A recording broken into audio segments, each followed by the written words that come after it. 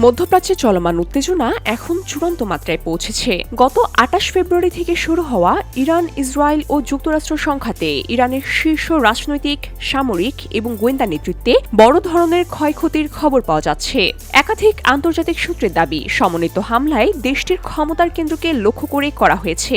আর এতে ইরানের একের পর এক উচ্চ পর্যায়ের নেতা নিহত হয়েছেন। এ হামলা শুধুমাত্র একটি সামরিক অভিযান নয়, বরং ইরানের পুরো কমান্ড কাঠামোকে দুর্বল করার পরিকল্পিত প্রচেষ্টা বলেই মনে করছেন বিশ্লেষকরা। বিশেষ করে ইরানের ক্ষমতার কেন্দ্রকে লক্ষ্য করে চালানো এই হামলায় দেশটির নেতৃত্ব কাঠামোতে বড় ধরনের ভাঙন দেখা দিয়েছে।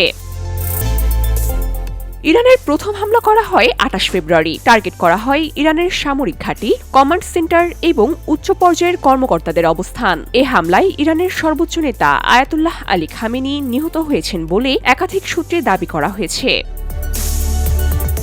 এছাড়াও নিহতদের তালিকায় রয়েছেন আলী শামখানি, শীর্ষ নিরাপত্তা উপদেষ্টা, আলী লারিজানি, প্রভাবশালী নীতি নির্ধারক, ইসমাইল খাতিব, গোয়েন্দা মন্ত্রী, যারা দীর্ঘদিন ধরেই ইরানের নিরাপত্তা ও কৌশলগত সিদ্ধান্ত গ্রহণে গুরুত্বপূর্ণ ভূমিকা পালন করে আসছিলেন। সামরিক ক্ষেত্রেও বড় ধরনের ক্ষতির মুখে পড়েছে ইরান। শুধুমাত্র সমরাস্ত্র ধ্বংস বা হারানোই নয়, সামরিক বাহিনীর অনেক শীর্ষ কমান্ডারও নিহত হয়েছেন, যাদের মধ্যে রয়েছেন মোহাম্মদ পাকপুর, রেভলিউশনারি গার্ডের শীর্ষ কমান্ডার সাইদ আব্দুর রাহিম মুসাবি, সশস্ত্র বাহিনীর প্রধান আজিজ নাসির জাদেহ, প্রতিরক্ষামন্ত্রী।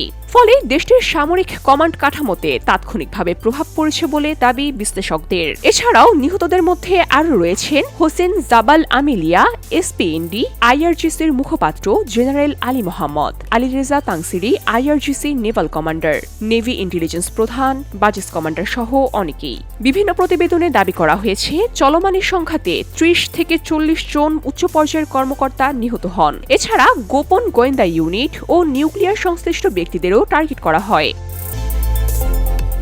এদিকে এই ঘটনার পর মধ্যপ্রাচ্য জুড়ে উত্তেজনা ছড়িয়ে পড়েছে। বিশ্বের বিভিন্ন দেশ পরিস্থিতি নিবিড়ভাবে পর্যবেক্ষণ করছে এবং বড় ধরনের আঞ্চলিক সংঘাতের আশঙ্কাকে উড়িয়ে দেওয়া যাচ্ছে না।